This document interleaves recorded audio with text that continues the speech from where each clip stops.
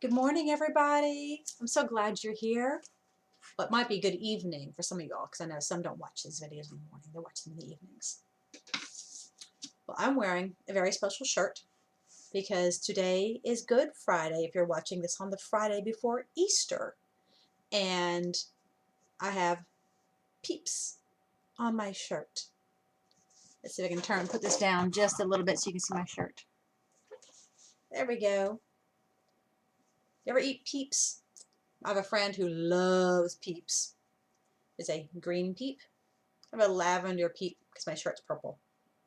And a yellow peep. And a pink peep. And a blue peep. And an orange peep. We're going to be talking some about the color orange. Yep, that's too high. There we go. That's better. Alright, but before I get to the orange, what letter is that?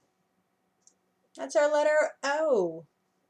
There's our uppercase or our capital letter O. And our lowercase o. They're just like circles. And those are easy to remember because they look the same. One's just smaller than the other. And there's an ostrich. The O says ah. Ah for O. And look at that sign language O. Super simple too. Just make an O with your hand. So O is for orange. Before we get to our orange, I know you all know this song. You all like to sing this song with Miss Maureen. She comes on about twice a month. This is the children's librarian. She comes and she sings with us and she reads to us. And we usually sing Twinkle, Twinkle, Little Star to kind of help us calm down. So let's go ahead and read and sing the Twinkle, Twinkle, Little Star song. Let's see your stars. Just twinkle, twinkle, little star, how I wonder what you are. Up above the world so high, like a diamond in the sky. Twinkle, twinkle, little star, how I wonder what you are. Good job, you all. I like that song. It's a nice soothing song. Well, this book is a fun book. It's called The Big Orange Splot. I chose the Twinkle Twinkle Little Star song because I think this splot looks kind of like a star.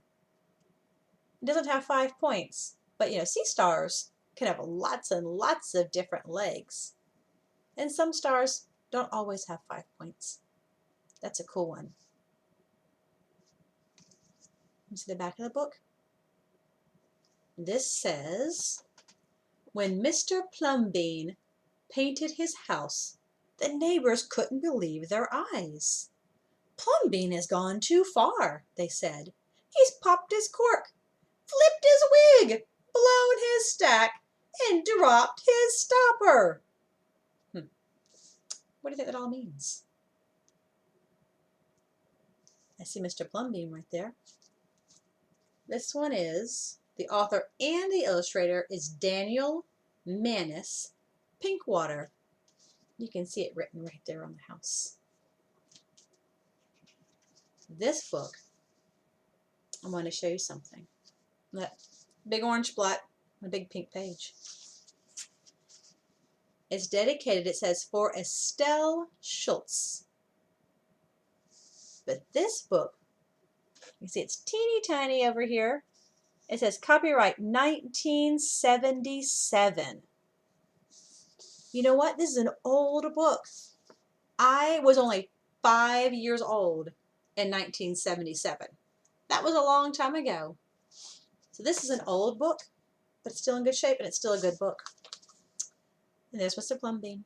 It says, Mr. Plumbean lived on a street where all the houses were the same. Sounds kind of boring to me. I don't like those kind of neighborhoods.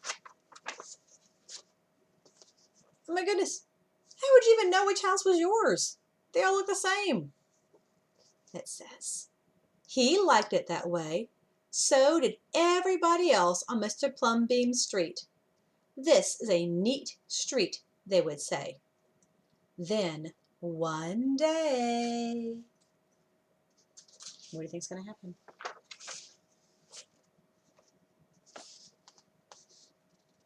A seagull flew over Mr. Plumbeam's house. He was carrying a can of bright orange paint. No one knows why.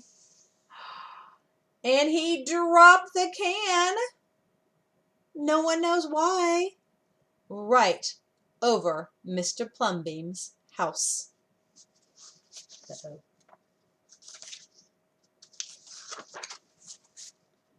Splot! Look at that. Right on his roof. A can of orange paint. It says, it made a big orange splot on Mr. Plumbeam's house. Ooh, too bad, everybody said. Mr. Plumbeam will have to paint his house again. I suppose I will, said Mr. Plumbeam. But he didn't paint his house right away.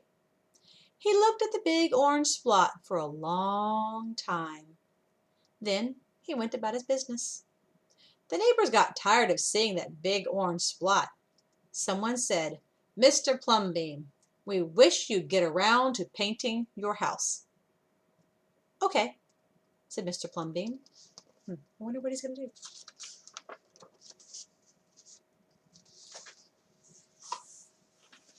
But there he is, on his roof. He's painting. And it's nighttime, I can see the moon.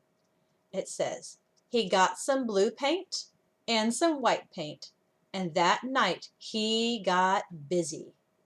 He painted at night because it was cooler. When the paint was gone, the roof was blue. The walls were white, and the big orange splot was still there. Then he got some more paint. He got red paint, yellow paint, green paint, and purple paint. Uh-oh, what's his house gonna look like? Wow! In the morning, the other people on the street came out of their houses. Their houses were all the same, but Mr. Plumbeam's house was like a rainbow. It was like a jungle. It was like an explosion. I wonder how they're going to feel about that. Whoa, look at that super cool and colorful house. That's so neat. There was the big orange splot, and there were little orange splots. There were stripes. There were pictures of elephants and lions and pretty girls and steam shovels. The people said, Mr. Plumbeam has popped his cork, flipped his wig, blown his stack, and dropped his stopper. They went away muttering. That day, Mr. Plumbeam bought carpenter's tools. That night he built a tower on top of his roof, and he painted a clock on the tower. Cool. Wow, look at that. He added more stuff. The next day, the people said, Plumbeam has gushed his mush, lost his marbles, and slipped his hawser. They decided they would pretend not to notice. So they're going to walk around pretending he didn't do it. Let's see what happens next. Look at all the stuff he got. That very night, Mr. Plumbeam got a truck full of green things. He planted palm trees, baboa, thorn bushes, onions, and frangipani. In the morning, he bought a hammock and an alligator. There's an alligator in his yard. When the people came out of their houses, they saw Mr. Plumbeam swinging in a hammock between two palm trees. They saw an alligator lying in the grass, and Mr. Plumbeam was drinking lemonade. That's very, very different. My grandmother used to have a pet alligator. man has gone too far. This used to be a neat street. Plumbeam, what have you done to your house? The people shouted. My house is me, and I am it. My house is where I like to be, and it looks like all my dreams, Mr. Plumbeam said. The people went away. They asked the man who lived next door to Mr. Plumbeam to go and have a talk with him. Tell him that we all liked it here before he changed his house. Tell him that his house has to be the same as ours so we can have a neat street. Do you think Mr. Plumbeam's going to put his house back the way it was so that they're all the same?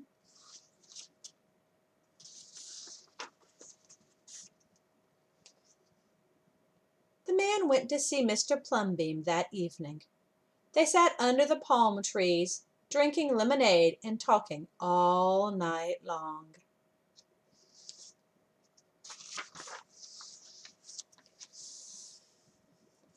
Early the next morning, the man went out to get lumber and rope and nails and paint.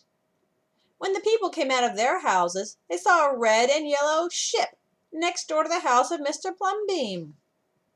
Look at that. Instead of Mr. Plumbeam putting his house back to normal, the man next door changed his house into something different. It looks like he lives in a ship. That's pretty cool. What have you done to your house? They shouted at the man. My house is me and I am it. My house is where I like to be and it looks like all my dreams, said the man who had always loved ships. He's just like Mr. Plumbeam, the people said. He's got bees in his bonnet, bats in his belfry, knots in his noodle.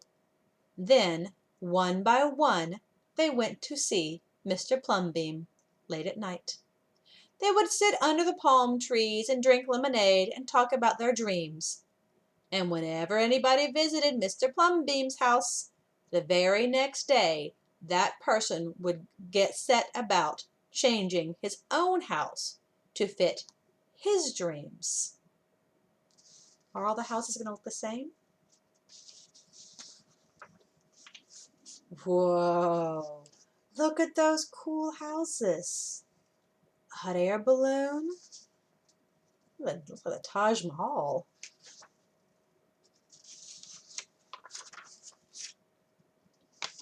A super cool castle with a moat.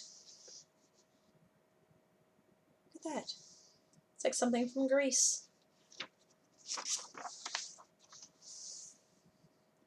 Whenever a stranger came to the street of Mr. Plumbeam and his neighbors, the stranger would say, "This is not a neat street." Then all the people would say, "Our street is us and we are it. Our street is where we like to be and it looks like all our dreams." The super cool houses. The end.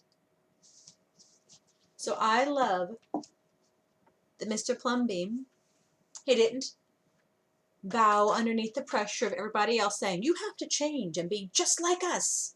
He said, "No, I'm going to make my house like me and my dreams." And he did it. And it was super nice. Because when everyone's the same, it's so boring. It's great to be an individual. I hope you all do your individual things, and I'll put more activities down below.